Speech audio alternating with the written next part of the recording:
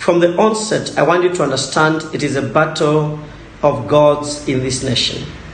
The gods which have been ruling and which have been determining who becomes what in this country have been comfortable in their altars, whether the ones at Mount Kenya or whether the ones that are around Lake Victoria, or whether the ones in Naivasha, or whether the ones in different other smaller places in this nation, or even the greater ones which have their devolved altars in the coast, whether we talk about Mombasa, the main island, or we talk about Malindi or Lamu, or we talk about Msambweni, because those are places where these major players have their demonic altars. And I want you to know that those altars have been controlling the mega part of our nation, and the mega part of the population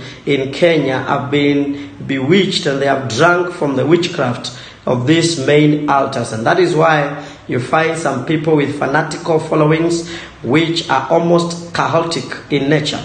But I want you to know that that is coming to an end, because God is going to lose people from the grip of these particular altars, and is going to bring his children out so that he may do them good in this end time. Now, the reason why His Excellency the President is being fought by many of these people that you see them fighting him, it is because of his decision to stand on the altar of God.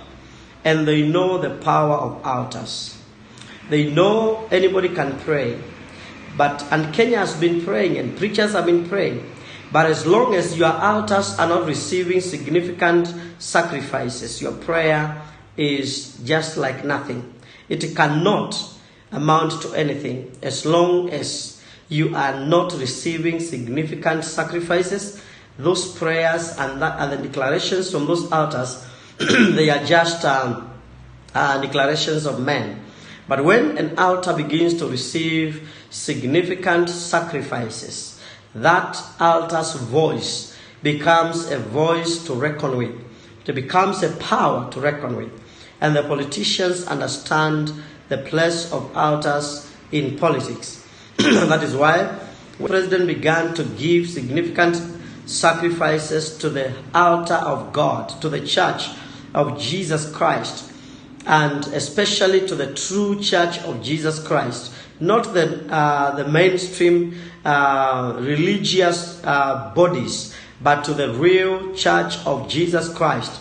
That is when many of the politicians became so scared to the core. And when you hear the politicians speaking about that people should stop giving to the church, they are trying to stop the voice of God, the ability of the altar to change things in this nation.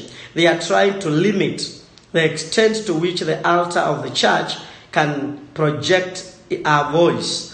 But we shall not be stopped by anything.